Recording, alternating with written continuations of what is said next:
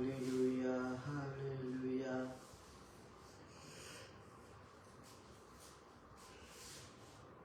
नहीं हुआ।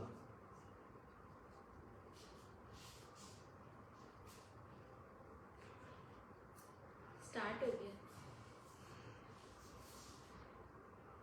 अभी स्टार्ट हो।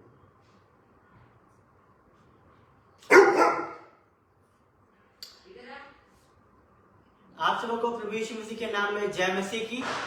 मैं मृणाल थॉमस इंदौर से फिर से आपके बीच में परमेश्वर का वचन और परमेश्वर के साथ जो हमारी संगति है उसको लेकर आया हूँ।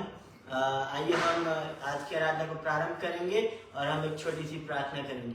हे दयालु के पिता, हम आपको लाख लाख धन्यवाद देते हैं आज के इस दिन के लिए कि आपने हमें जीवित की भूमि पर रखा, खाक में मिलने न दिया और एक और मौका दिया कि हम इस सांझ की बेला में आपके उस पवित्र उपस्थिति में आने का साहस कर सके। परमेश्वर पिता, हे परमेश्वर पिता, आपने हमें आज दिन तक संभाले रखा।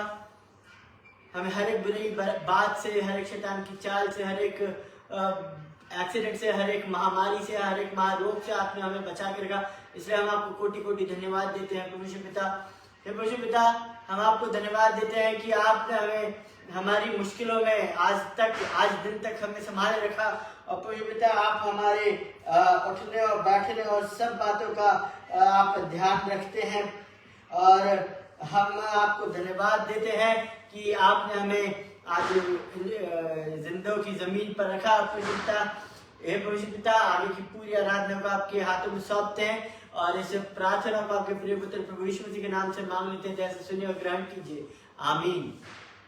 आइए मेरे प्रियो, एक गीत के साथ हम परमेश्वर की आराधना में जाएंगे और आइए हम आराधना करेंगे परमेश्वर की। मैं आशा करता हूँ कि ना आप सभी को ये गीत आता होगा। आराधना में है छुटकारा, आराधना में है चंगाई, आराधना में है छुटकारा, आराधना में है चंगाई।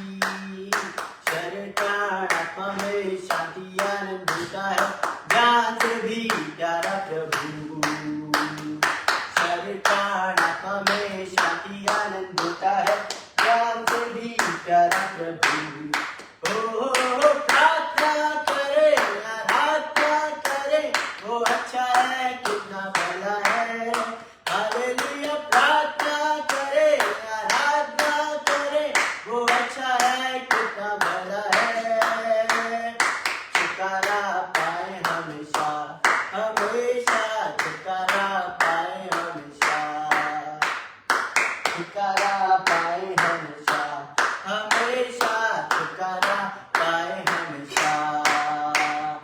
प्रार्थना करो निरंतर, प्रार्थना करो विश्वास से, प्रार्थना करो निरंतर, प्रार्थना करो विश्वास से।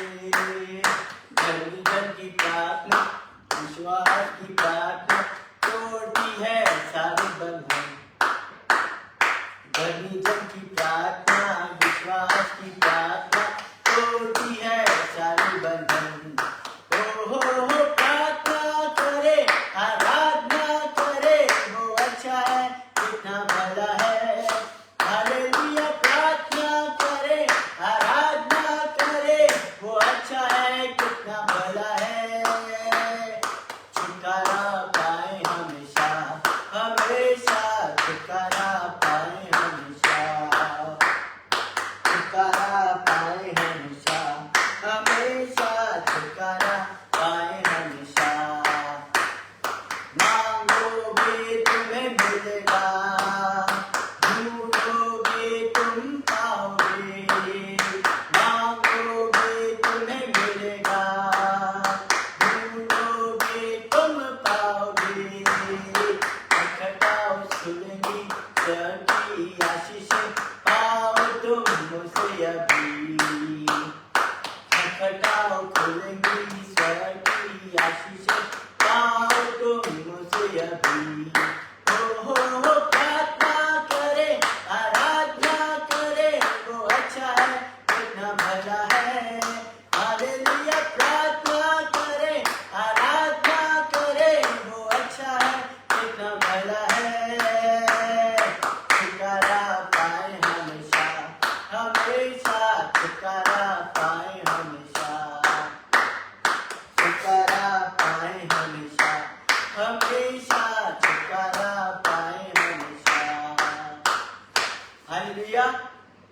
आइए हम एक और गीत के साथ परमेश्वर की आराधना करेंगे।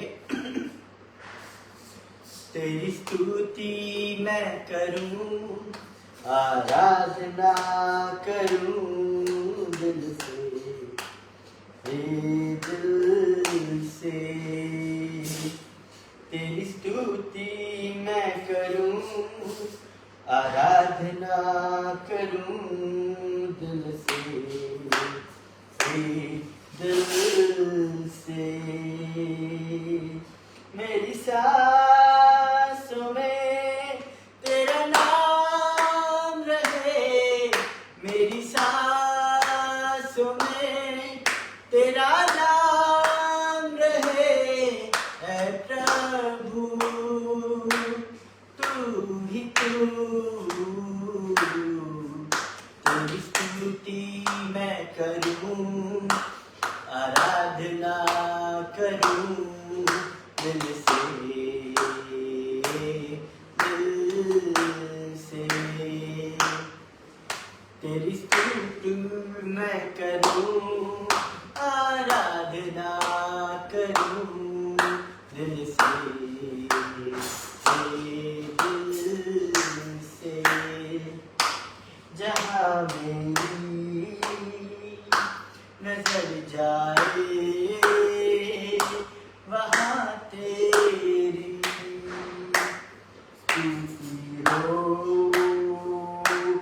जहाँ मेरी नजर जाए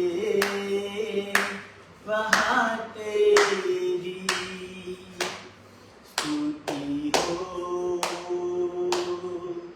सारी दुनिया का रखवाला तू, सारी दुनिया का रखवाला तू है प्रभु, तू ही तू।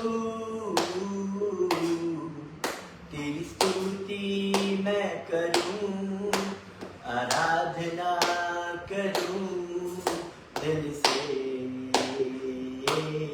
दिल से। तेरी स्तुति मैं करूं, आराधना करूं दिल से, दिल से। खुशी और गम में साथ हो तेरा, प्रारंभ और अंत में नाम हो तेरा। खुशी और गम में साथ हो तेरा, प्रारंभ और अंत में नाम हो तेरा। मेरे जीवन का सहारा तू, मेरे जीवन का सहारा तू है प्रभु, तू ही तू। तेरी स्तुति मैं करूं, आराधना करूं दिल से, दिल से।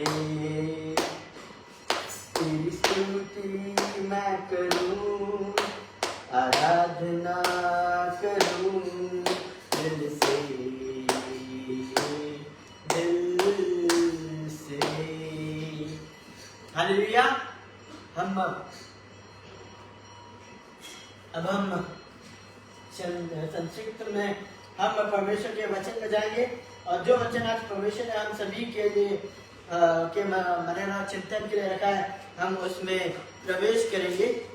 आज का वचन जो पाया जाता है वो बहुत ही सिंपल सा मैसेज है, और जो पाया जाता है इब्रानियों की किताब उसका 11वां अध्याय उसकी पहली आयत से लेकर हम सब पहली आयत ही पढ़ेंगे, जहाँ पर परमेश्वर का वचन इस प्रकार से कहता है, अब विश्वास आशा की हुई वस्तुओं का निश्चय और अनदेखी वस्तुओं का प्रमाण है, क्योंकि इसी के विषय में प्राचीनों की अच्छी गवाही दी गई।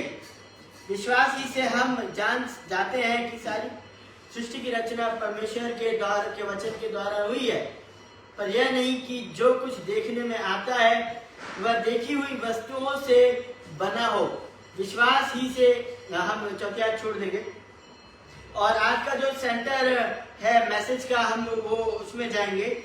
हम 11वीं आयत पढ़ेंगे। विश्वास से सारा ने आप बूढ़ी होने पर भी गर्भ धारण करने की सामर्थ्य पाई, क्योंकि उसने प्रतिज्ञा करने वाले को सच्चा जाना था। हम परमेश्वर के ऐसे वचन के पढ़े और सुने जाने पर परमेश्वर हम सबों को बताए कि आशीष दे। मेरे प्रियो, आज का जो वचन है ये बहुत ही एक ऐसा मैसेज है, एक ऐसे कैरेक्टर के बारे में है, एक ऐसे व्यक्तित्व के बारे में है जिसके बारे में हम ज्यादा बात नहीं करते, जिसके बारे में हम ज्यादा पढ़ते भी नहीं है, जिसके विश्वास की हम गवाही नहीं देते हैं कहीं, क्योंकि जब बात होती है विश्वास के पिता की, हम सब जातियों के मूल पिता को जब हम देखते हैं तो हम अब्राहम की बात करते हैं, अब्राहम की बात करते हैं। लेकिन हम एक महत्वपूर्ण कैरेक्टर को हमेशा भूल जाते हैं जिसका नाम है सारा।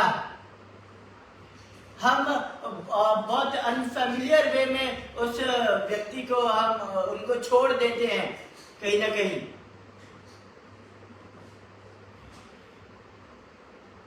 लेकिन जब हम देखते हैं इस 11वीं आयत को, तो परमेश्वर ने जब इस इब्रानियों की किताब के लेखक को जब ये वचन बांटा तो परमेश्वर ने सारा के नाम का भी जिक्र किया। हम सभी कहीं ना कहीं एक जो सेकेंडरी पर्सन रहता है उसको हमेशा सेकेंडरी ही रखते हैं, हम कभी उसका मेंशन कहीं नहीं करते, हम कभी उसका जिक्र नहीं करते। लेकिन यहाँ परमेश्वर जिक्र कर रहा है एक ऐसे नाम का जो बहुत ही अनसेलिब्रेटेड पर्सनालिटी है, जिसके बारे में लोग ज्यादा बात नहीं करते हैं। जो बात करते हैं वो और दूसरे लोगों की बात करते हैं। अगर हम जब कभी ऐसे इब्रानियों के 11वें अध्याय को हम जब पढ़ते हैं तो जिन व्यक्तियों के बारे में हम सुनते हैं वो बहुत ही नामचीन लोग हम कहते हैं, और ये हम कहते हैं ये परमेश्वर का हॉल ऑफ फेम है। इब्रानियों 11 अध्याय जहाँ पे विश्वास के योद्धाओं के बारे में परमेश्वर जिक्र करता है, और यहाँ पे एक ऐसे शख्स का भी जिक्र करता है जिसका जिक्र हर कोई नहीं करता। जब हम देखते हैं पूरी बाइबल में तो पूरी बाइबल में सारा के नाम का भी जिक्र सबसे कम ही होता है। आज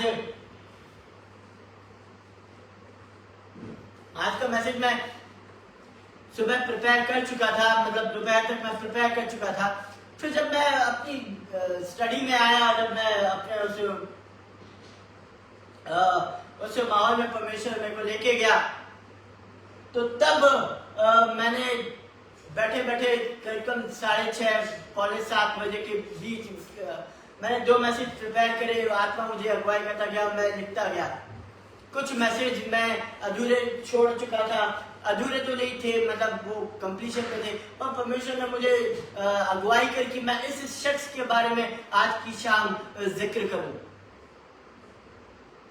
इसे हम विश्वास की माता के नाम से भी जानते हैं, लेकिन हम कभी भी जब विश्वास की गवाही देते हैं तब हम कभी भी सारा का जिक्र नहीं करते हैं, जिसे हम भूल जाते हैं, तो उसको परमेश्वर हमेशा याद रखता है।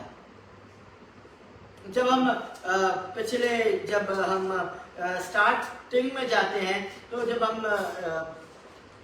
उत्पत्ति की किताब उसके 10वें अध्याय 11वें अध्याय को हम जब पढ़ते हैं, जहाँ परमेश्वर है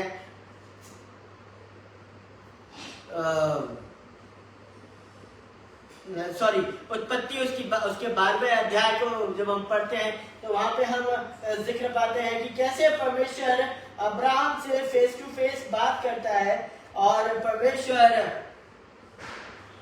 अब्राहम से कहता है कि तू अपने देश और अपने कुटुंबियों और अपने पिता के घर को छोड़कर उस देश में चला जा जो मैं तुझे दिखाऊंगा, और मैं तुझसे एक बड़ी जाति बनाऊंगा और तुझे आशीष दूंगा और तेरा नाम महान करूंगा और तू आशीष का मूल होगा।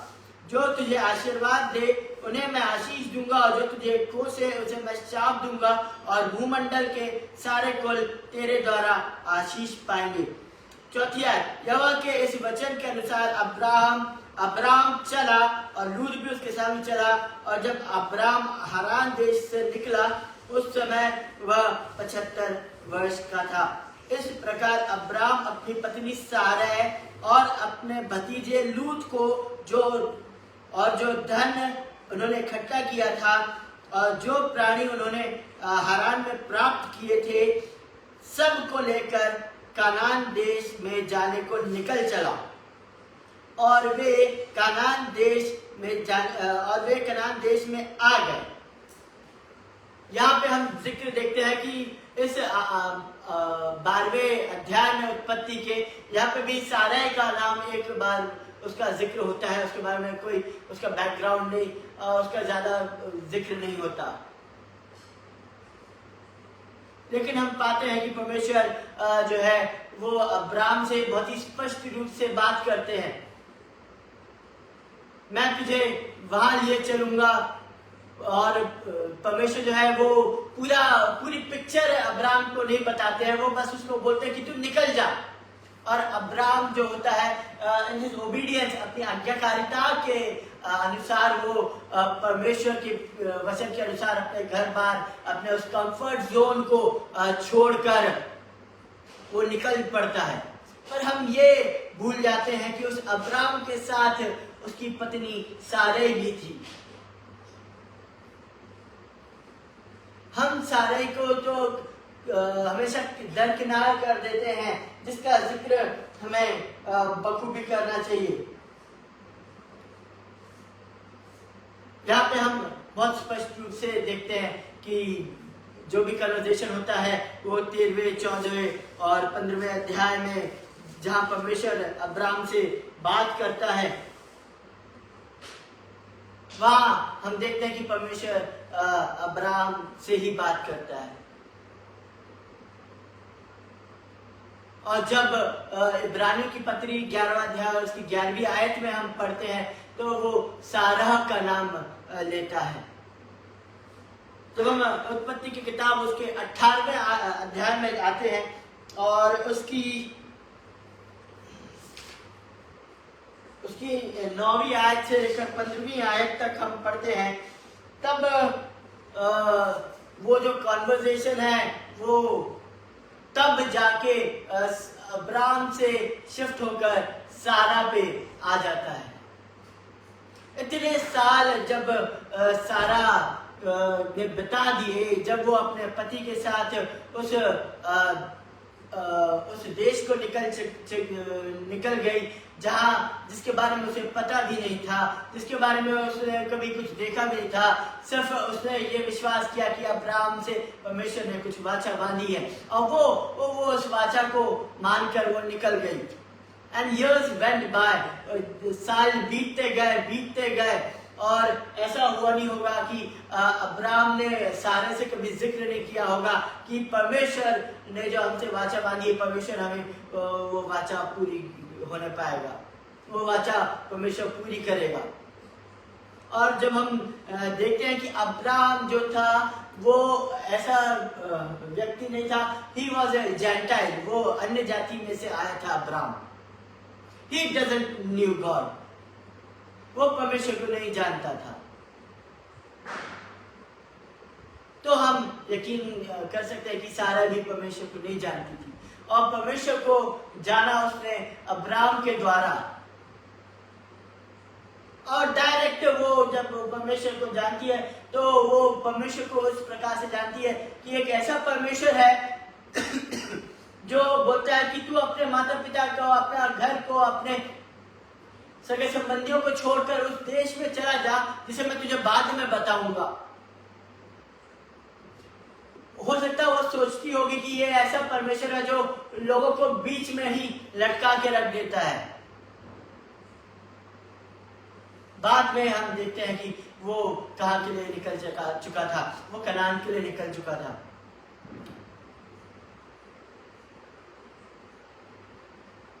और जब हम उत्पत्ति के 18वें अध्याय की 9वीं आयत से 15वीं आयत में पढ़ते हैं, तब वो एक और कन्वर्सेशन होता है जो शिफ्ट होता है, वो अब्राहम से शिफ्ट होकर साराई पे आ जाता है, जहां पर इस प्रकार परमेश्वर का वचन कहता है, उन्होंने उससे पूछा, तेरी पत्नी सारा कहाँ है?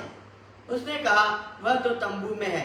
उसने कहा, मैं वसंत ऋतु में निश्चय तेरे पास फिर आऊंगा और तेरी पत्नी सारा के एक पुत्र उत्पन्न होगा। सारा तंबू के द्वार पर जो अब्राहम के पीछे था सुन रही थी। अब्राहम और सारा दोनों बहुत बूढ़े थे और सारा का मासिक धर्म बंद हो गया था। इसलिए सारा मन में हंसकर कहने लगी, मैं तो बूढ़ी हूं और मेरा पति भी बूढ़ा है, तो क्या मुझे यह सुख होगा? तब यहोवा ने अब्राहम से कहा, सारा यह कहकर क्यों हंसी कि क्या मेरे जो इतनी बूढ़ी हो गई है सचमुच एक पुत्र उत्पन्न होगा? क्या यहोवा के लिए कोई काम कठिन है? नियत समय में अर्थात वसंत ऋतु में मैं तेरे पास फिर आऊंगा और सारा के पुत्र उत्पन्न होगा। तब सारा डर के मारे यह कहकर मुकर गई, मैं नहीं हंसी। उसने कहा, नहीं, तू हंसी तो थी। यह एक नेचुरल ह्यूमन साइकोलॉजी है कि जब हम सारी चीजों को जब हम देख लेते हैं, हम अगर मेडिकल साइंस की तरफ देखें तो मेडिकल साइंस के अनुसार सारा को अब बच्चा पैदा नहीं होना था, वो चाइल्ड बेयरिंग एज से पार हो चुकी थी, सब कुछ हो चुका था। तब परमेश्वर हम देखते हैं कि अपने दोस्त अब्राहम से मिलने पहुंचता है और वो उससे ये गुड न्यूज कहता है कि अगले वसंत ऋतु में मैं आऊंगा और तेरी बीवी के हाथ में एक बच्चा होगा। जिस चीज का वो सालों से इंतजार कर रही थी, शायद से उससे वो अपनी उम्मीद ही छोड़ दी होगी कि अब जाके मेरे को बच्चा होगा, अब जाके मेरे को बच्चा होगा। और वो बात होते होते वो उसकी सब चीजें मर गई थी, उसकी उम्मीद भी मर गई थी, उसका विश्वास भी मर गया था। लेकिन यहाँ आकर वो परमेश्वर उससे बोलता है कि नहीं, तेरे को एक बच्चा होगा, तेरे हाथ में एक आशीष होगी, तेरे पास वो बात होगी जिसके बारे में तू सोचती है। और हम देखते हैं कि इसहाक का जन्म ठीक उस समय पर होता है। तो बात इस सब की नहीं है, ये बात ये हम जब देखते हैं तो हम अब्राहम का मिडिल पार्ट और एंड पार्ट हम देख रहे हैं।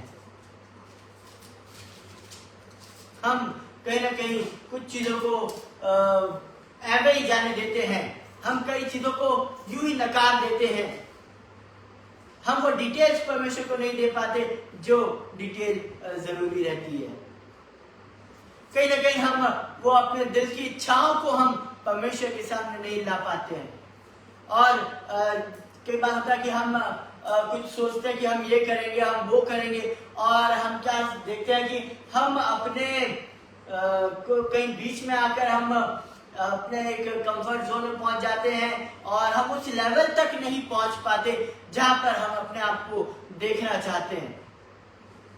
हम कहीं ना कहीं उस सपने को बीच में छोड़ देते हैं क्योंकि हमको वो बीच का पार्ट बहुत ही कंफर्टेबल लगता है।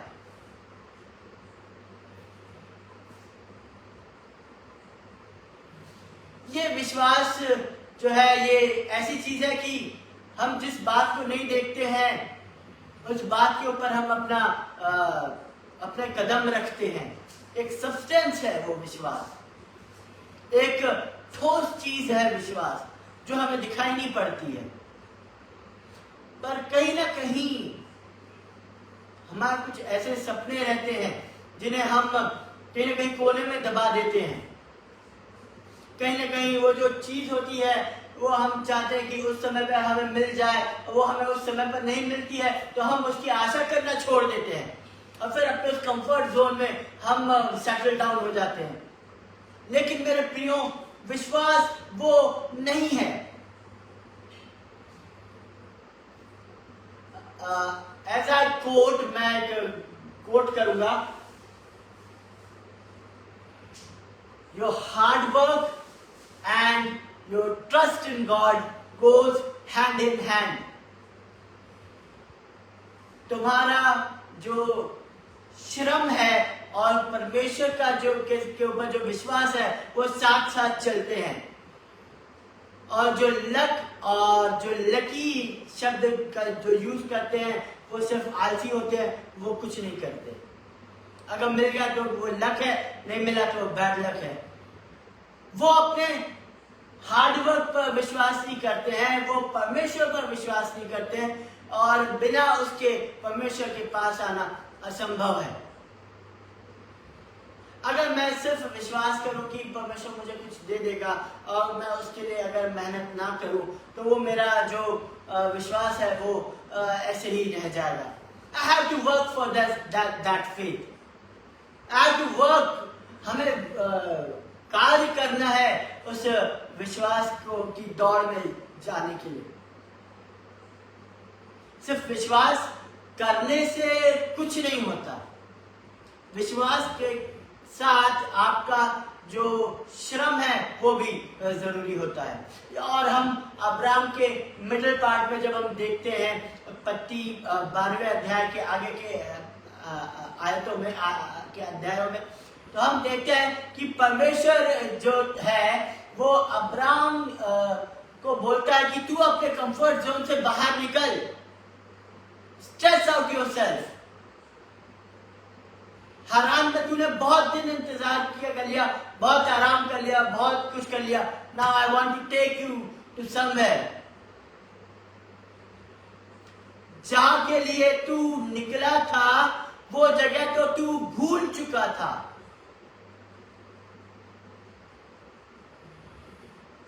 जिस जगह के लिए तू निकला था, जिस जगह की तूने कामना करी थी, वो तू बीच में आकर तू उस जगह को भूल गया। और जब हम अगर देखेंगे उत्पत्ति के ही किताब में, हम देखेंगे उसके 11वें अध्याय की 31वीं आयत को, नहीं हम 30 से देखेंगे। सारा तो बांझ थी, उसके संतान न हुई।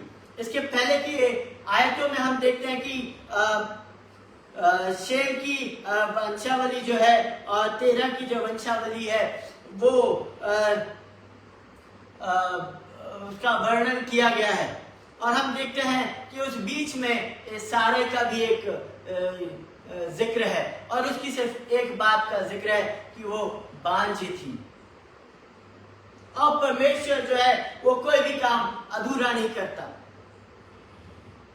31वीं आयत में जब हम देखते हैं तब हम पाते हैं परमेश्वर का वचन ऐसा कहता है, तेरा अपने पुत्र अब्राम और अपने पोते लूत जो हारान का पुत्र था और अपनी बहू सारै जो उसके पुत्र अब्राम की पत्नी थी, इन सबों को लेकर कसदियों के ऊर नगर से निकल कनान देश जाने को चला।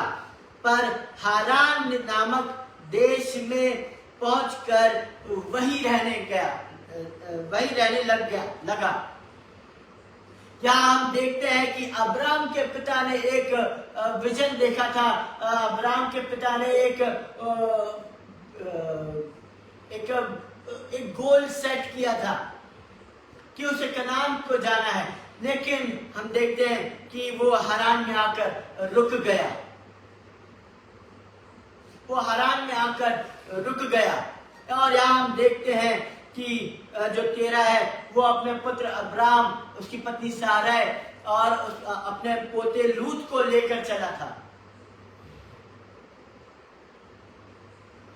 और वो हारान में कंफर्ट जोन में वो रुक गया। ऐसा हम कई बार करते हैं मेरे प्रियो। हम पीसेस में हम अपने गोल को सेट करते हैं, और लेकिन हम एक प्लेस में, हम एक जगह हम पहुंच जाते हैं, वहां हम अपने विश्वास को शिथिल कर देते हैं, एकदम एवं कर देते हैं। हम विश्वास में चलते तो बहुत है, लेकिन एक समय आता है, एक स्थान आता है जहां हमको वो मध्य में वो चीज बहुत कंफर्टेबल लगती है, तो हम वहीं रुक जाते हैं। हम उस विश्वास की दौड़ को बीच में ही रोक देते हैं। हम निकलते तो कुछ के लिए हैं, लेकिन हम अपने कंफर्ट लेवल से, हम अपने कंफर्ट जोन से बाहर नहीं आना चाहते। यही बात अब्राम के साथ भी हुई। वो निकला तो था कनान के लिए, लेकिन हारान में जाकर रुक गया। लेकिन भले ही वो रुक गया होगा, लेकिन परमेश्वर नहीं रुका था। परमेश्वर को याद था कि अब्राम किसके लिए निकला है, और परमेश्वर ने जब देखा कि अब्राम सेटल डाउन हो गया है, अब वो अपने कंफर्ट जोन में आ गया है, तब परमेश्वर बोलता है कि ये सब भी छोड़ दे और चल आगे निकल। इसके बारे में मैं तुझे बाद में बताऊंगा।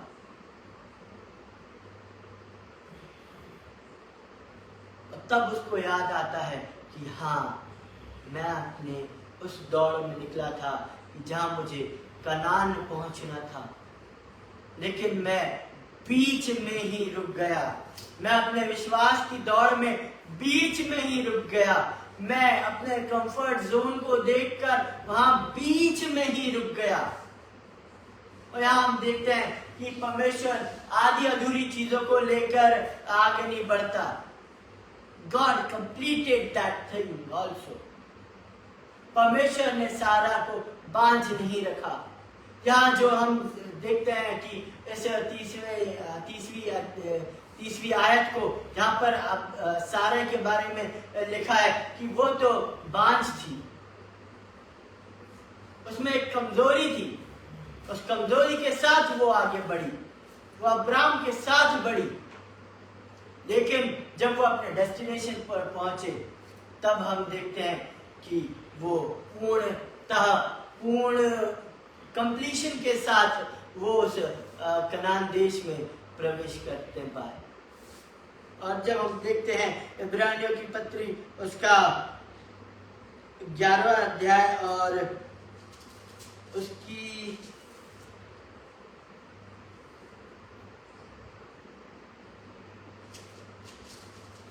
उसकी 30वीं आयत को, तब हम पाते हैं कि परमेश्वर का वचन यूं कहता है, विश्वास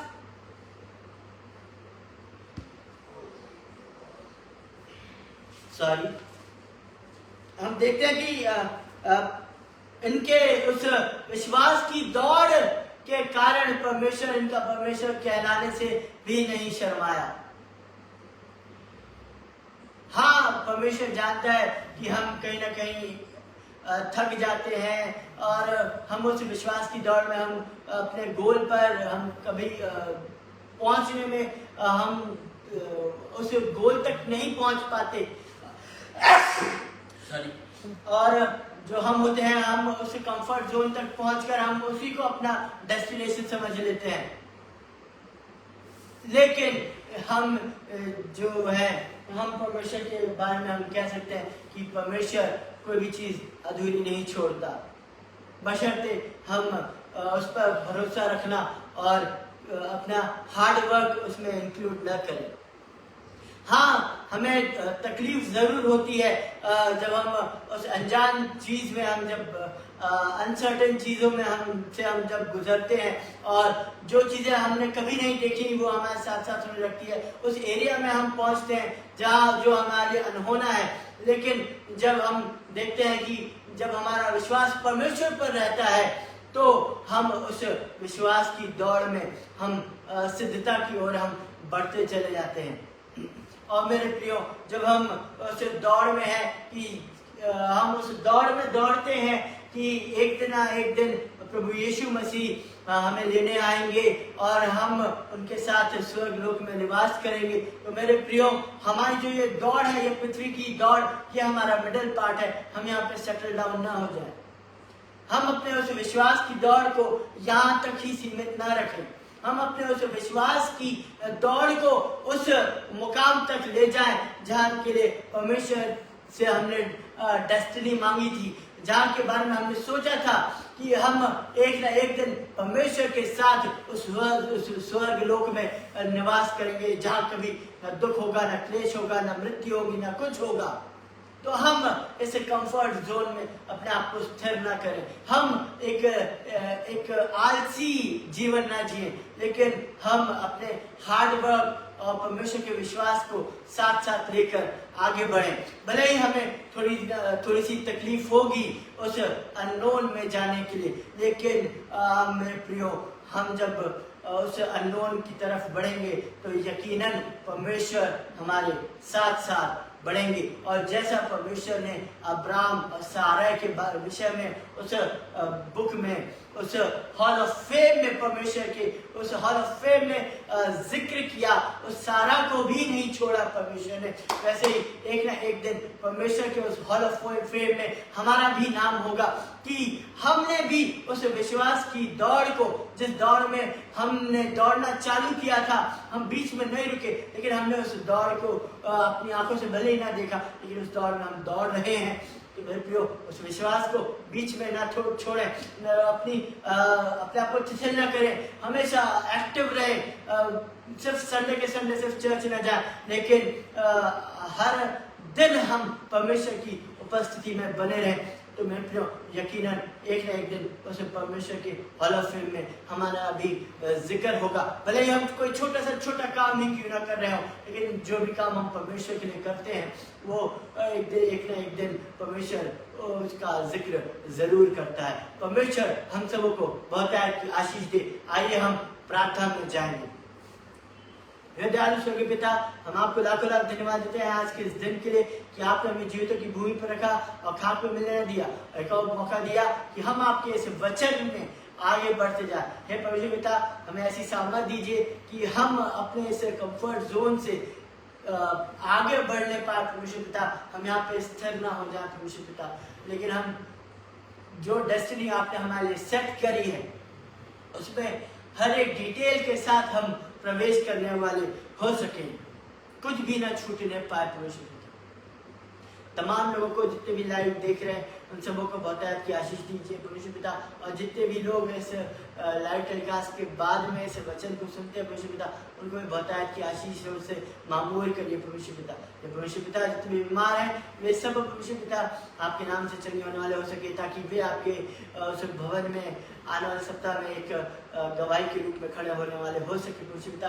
उनके जीवन को देखकर बहुतेरों का जीवन बदलने पाए परमेश्वर पिता, और वे भी आपके ऊपर विश्वास में और अधिक बढ़ने पाए परमेश्वर पिता।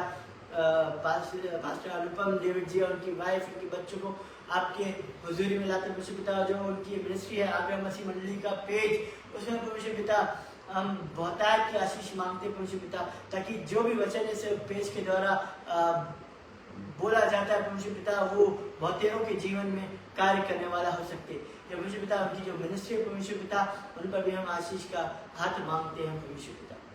परमेश्वर पिता, वो आपकी सेवा करते हैं परमेश्वर पिता, और अगर परमेश्वर पिता वे किसी बात की घटी से होकर गुजर रहे हो, तो परमेश्वर पिता उस घटी को आप पूर्ण करिए परमेश्वर पिता। तमाम बातों में आपको महिमा मिलने पाए परमेश्वर पिता। आगे के तमाम जितने भी सेशन है, उन सबको आपके हाथ में सौंपते परमेश्वर पिता। जितने भी वक्ता अगर आते हैं परमेश्वर पिता, वे आपकी आत्मा से भरकर उस आपके वचन को लेकर आने वाले हो सके। तमाम बातों को आपके हाथ में सौंपते हुए इस छोटी सी प्रार्थना को आपके प्रिय पुत्र प्रभु यीशु मसीह के नाम से मांग लेते हैं। दया से सुनिए और ग्रहण कीजिए, आमीन। परमेश्वर पिता हम सबों को बहुत की आशीष दे, आमीन।